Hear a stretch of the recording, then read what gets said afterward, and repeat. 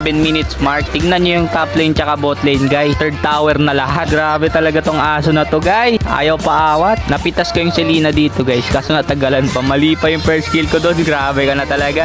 Ang lala mo na. Pero okay lang. At least nabigyan, di ba? Dito may clash, guys. Tignan nyo naman. Panoorin nyo kung paano papakin ng aso, guys. Ayan, oh. Yung Nathan, grabe.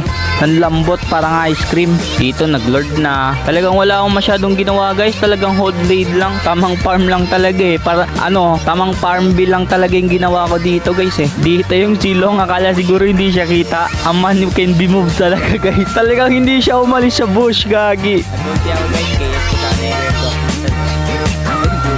Sabi ng San, guys, carry pa.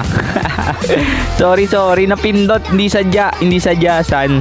So dito, guys, inend na nga. Tapos na yung tapos na yung laro. GG's guys, shoutout sa inyo. Thank you.